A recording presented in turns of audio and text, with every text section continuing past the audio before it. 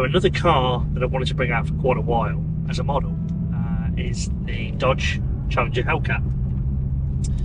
This particular one, which I've decided to bring out, is a 2018 car, so quite a lot newer than the rest. And interestingly, is a UK car from new. So yes, it's still left-hand drive. Yes, it's still an American car, obviously, but it's not registered and then imported. It's been imported fresh, new, from the factory by Dodge UK and registered here first time in the UK, which makes it quite unique, and actually interestingly makes it a lot easier to insure because it's not a parallel import, it's not a grey import, it's a UK car. The Hellcats we've had for quite a while now. We bought one about 2 years ago, did very well, enjoyed the car, enjoyed the marque, learning more about them. And they've really just taken off and caught our eye again and again and again for lots of reasons. Yes, they're loud, yes, they're really fast, yes, they're very striking, but actually, again, very, very usable. Left-hand drive is a bit of a bone of contention for a lot of people. A lot of people don't want to be driving down, tight country lanes like I am now in a left-hand drive car because they ultimately may not feel comfortable or used to it. But I think this is one of those cars where you do become quite used to it quite quickly. Once you've got your road positioning, and the fact it's an auto, you're not changing gear all the time. What's different? Now, big thing about American cars for years was they don't handle, they don't do European stuff well. Well, I think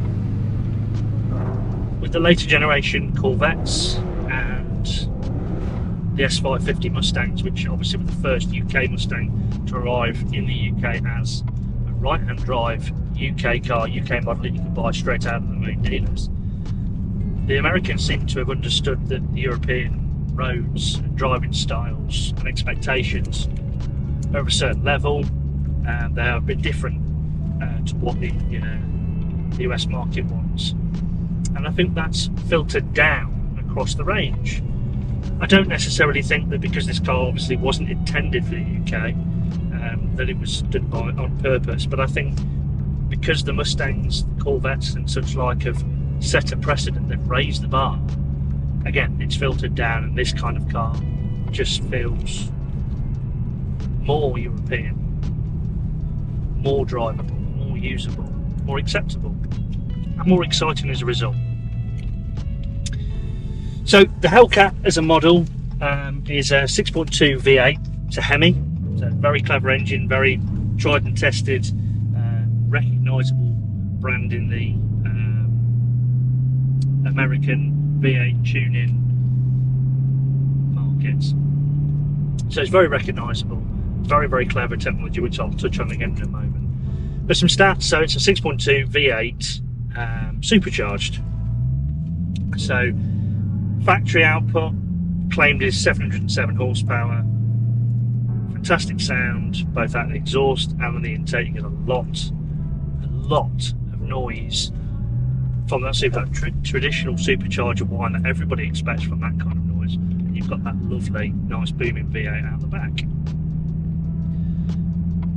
Nice 8-speed transmission, which is a ZF gearbox. ZF probably doesn't mean a thing to most people, but it's in BMWs, it's in a lot of Mercedes, it's in lots of cars that you see every day, you drive every day. So this particular gearbox in the Hellcat is actually ran in the Rolls-Royce Wraith, the Jeep Trackhawk and the Bentley Bentayga. So it's a very strong gearbox, it's a very tried and tested gearbox. Super smooth, otherwise Bentley and the likes of wouldn't use it. And that brings me really to the next part of how comfy and usable this car is in normal driving mode, normal eco mode, when you don't want to be driving around like your hair's on fire. 0 to 60 isn't really what these cars are about, although they do claim that they're around about 4 and a bit seconds. Top speed is over 180. Extremely fast. extremely lively. Comfort, obviously you've got really nice supple suspension on this in normal comfort mode, or eco mode, sorry. And you've got sport, track and custom, and you've got damper adjustable suspension as well, so you can firm it up or soften it off depending on what kind of mood you're in and what kind of driving you're going for. Creature comforts are second to none. Full leather, heated and ventilated seats, heated wheel, everything you can possibly imagine from a tech point of view. Again, all the things that you can possibly expect. Cruise control, multifunction wheel, navigation, reversing camera, sunroof, parking sensors front and rear, all the boring things that ultimately you just want to have a car you can jump in every single day. Super easy. Some of the big drawbacks of having a huge engined American V8 is miles per gallon, but actually what Hemi have done alongside the likes of Dodge is created a system of cylinder shutdown. So if you're in eco mode and you're driving normally, you can actually get sensible miles per gallon because it shuts one half of the engine off a whole bank of cylinders. It turns off, so it runs on 4 cylinders. Very clever, very necessary. Really clever stuff. So what else could you get for the kind of price tag that this is? 55 to 65, depending on age, miles, spec and so on and so forth. What could you get? Well, you're looking at normal cars, very good, desirable fast cars, 911s, perhaps an E63 if it was a family car, M4s, M3s, the new M2, the stuff like that. But what's as fast, rare, exciting, and ultimately different? Because that's what we like. I think most people do as well. What's different? I don't think there's anything else out there that's as exclusive as this for the price, that offers everything this has in terms of the age, the spec, the performance, the sound, the visceral experience, the excitement.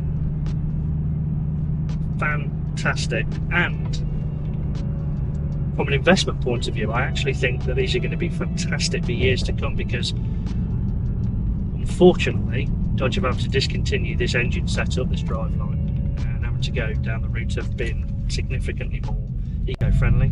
They're exhausting EV, smaller displacements and things like that, in pursuit of lowering emissions, fuel consumptions and everything, that we're heading towards a rather boring world.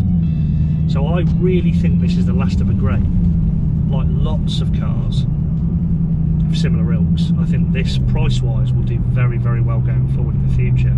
And you only need to look at the markets for older generations, Challengers, Chargers, older Mustangs, 67 fastbacks, so on and so forth, and they're huge money now.